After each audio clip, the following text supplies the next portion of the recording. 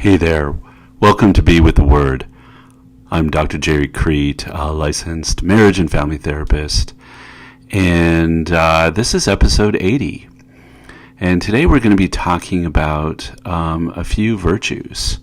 We're going to be talking about the virtues of, humility, gentleness, and patience, and ultimately love.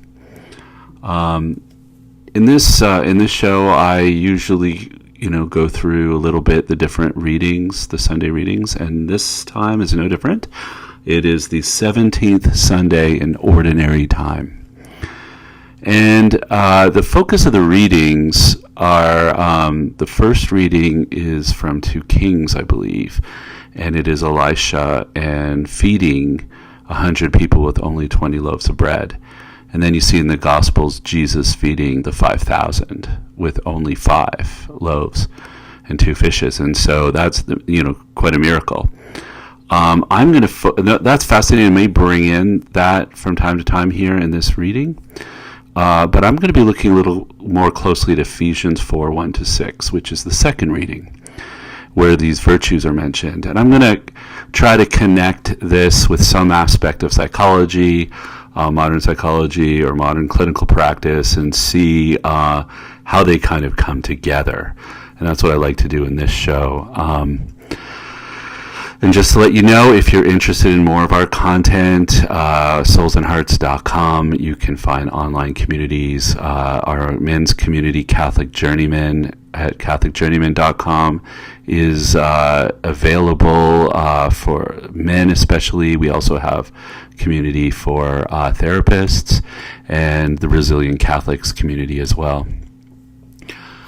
All right. Well, so let's look at this. I think this issue is interesting. And when I look at the different virtues here, humility, gentleness, sometimes you could call that meekness.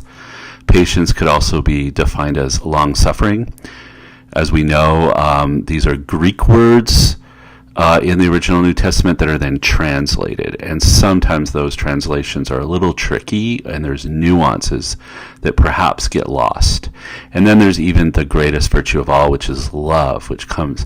And I think it's interesting that the point of St. Paul's message here is that those virtues all lead to peace.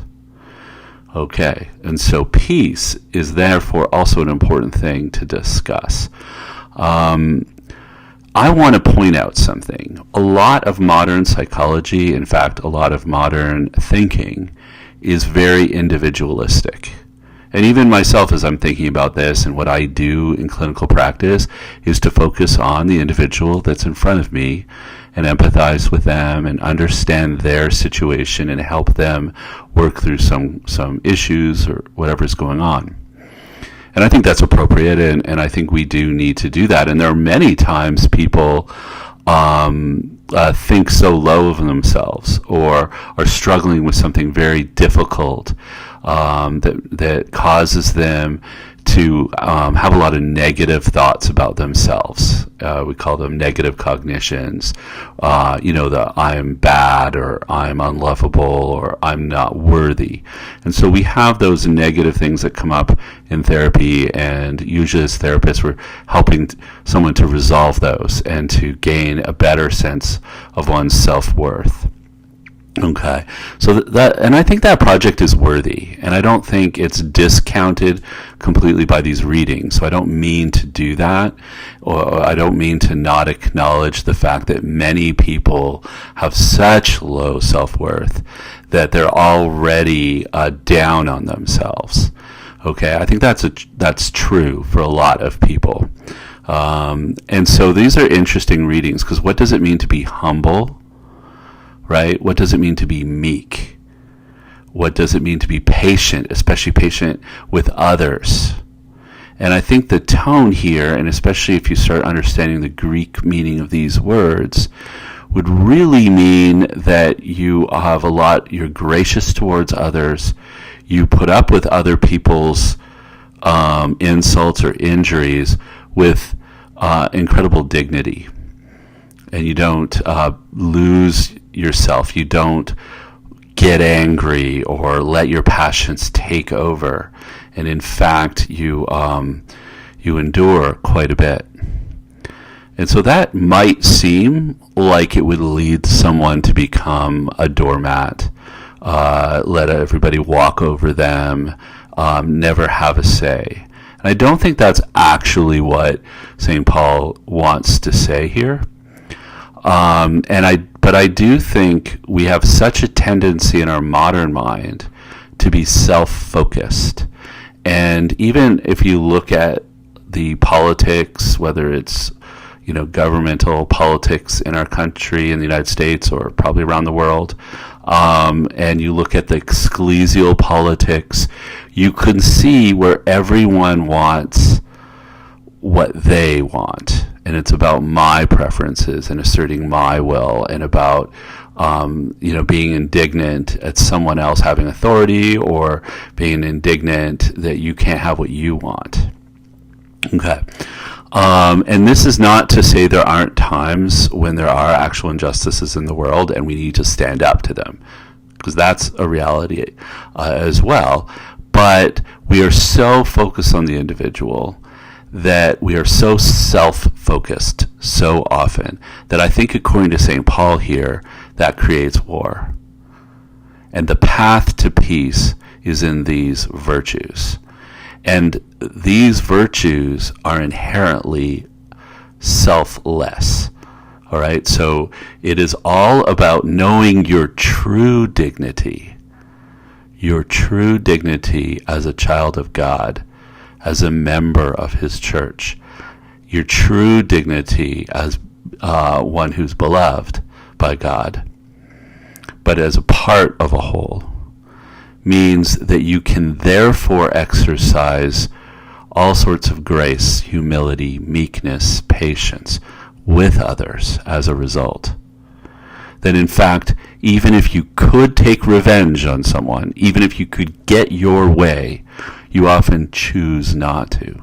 Not because you're worthless and don't deserve it, but because you are actually kind of taking a higher road. I think that's the message that we get in these readings, that I think are powerful. So far from being a doormat, we actually choose to love and to surrender to God and to forbear with others out of love, because we know our true dignity. It's interesting. It's the same issue we see all the time with our faith. It's kind of a paradox. It is a paradox. And it is that when we know, we have true self-knowledge, when we really know who we are, we realize we're weak and we're selfish and we fail. But it is in recognizing that, paradoxically, and comparing ourselves to Christ, not to others, where sometimes we'll be better and sometimes we'll be worse than others, but we compare ourselves to Christ and we look at what God calls us to, we really can't compare to God's perfection. There's nothing we could ever do that will ever cause us to, be able to truly boast. So we're left with the need to be truly dependent on God. And when we recognize that truth, and we see and experience his love for us, then we suddenly realize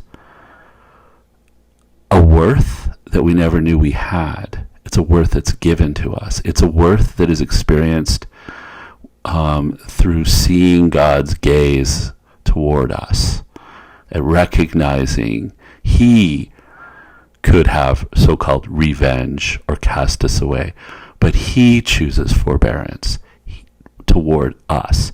He chooses to be, in a sense, humble. Well, he does. Christ does on the cross. He chooses humility. He chooses meekness. He chooses to be patient with us. Wow. And we don't deserve it at all. And so when we experience that, we recognize how cherished we actually are. We are, in fact, seen by God. We are valued by God. God delights in us. And suddenly all of our needs are met through our relationship with God. And it is that great wonderment that then allows us, that great grace that we receive, that then allows us to actually be transformed in a way where we pass it on to others and we embody those virtues. And if you understand the virtues, as I'm learning more and more, I've been studying St. Thomas Aquinas, I've been gradually learning more about the virtues and how important they are. We recognize that they do need to be practiced, that we have to practice those virtues and cultivate them in time, and they become habits. And then more than a habit, they actually become, sort of in our bones and becomes who we are, right? And then it won't be an effort to be a humble, patient, loving person. It will actually come naturally. All right, I know, and today I don't have a lot of time, but I really did want to get this episode in because these are such powerful messages in this passage. I want to perhaps quote a few people that I noticed. Saint Bernard of Clairvaux said, "It is virtue when man becomes conscious of his own unworthiness. It's the consequence of his truest knowledge of himself." Right? So that is Saint Bernard of Clairvaux pointing out that we, as we know ourselves, we recognize our weakness. Right? And that's just so important. And then later, St. John Chrysostom, one of my favorites, not later than Bernard, earlier actually, describes virtue as that power to take revenge, but never does, right? And that you can bear insult and injury even without complaint. And then we see and we notice that all throughout the New Testament, God is actually described as patient. And even Jesus is described as patient at various times. So we do see that that's God's disposition toward us. I think it's really interesting, the concept of love, right? The Greek word that's used in the New Testament is agape here. And apparently in Greek, agape was the more unusual word. Eros was common. There are other words for love. But Christians used the word agape and kind of claimed it and adapted it to some extent. And what agape really means is almost like an unconquerable benevolence or unconquerable positivity towards someone. In other words, doesn't really matter what a person does to you, right? What they do to me, what no matter how insulting or injurious or cruel, unkind, with love, I still only feel kindness toward them, in that I only want their good. So that's incredible. And these concepts, like the concept of humility and this concept of love, was unheard of in the ancient world. So the Romans had, although they had a lot of positive character traits, and they wanted to achieve great virtue and moral character at their best, they didn't really have words. They didn't use words for humility and love. Not in this way. This is different. Christianity really introduced and reformed these words to mean something rather unique. Because it's so countercultural to think that someone could try to harm me and I would love them. Right? Mostly because I see them as hurting, lost, blind, broken, not acting like they should, not acting for their own good, even if it harms, annoys, or disrupts me. And that because I've been so loved by God, that I'm able to love even that person. Again, it's not a doormat, or it doesn't mean we don't report abuse, or it doesn't mean we stay with a partner who physically harms us. No, it's not It's not saying we should put up with things like that. But our disposition toward others that harm us is simply changed. And we simply want their good. All right.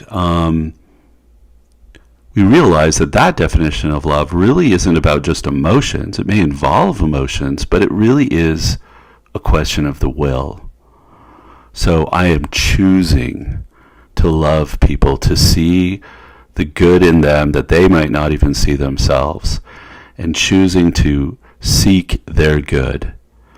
And if it's a virtue, then it's something we have to practice before it becomes something we own fully. We choose not to live in bitterness, not to live with a spirit of revenge. All right. And as St. Paul says here, all these virtues lead to peace.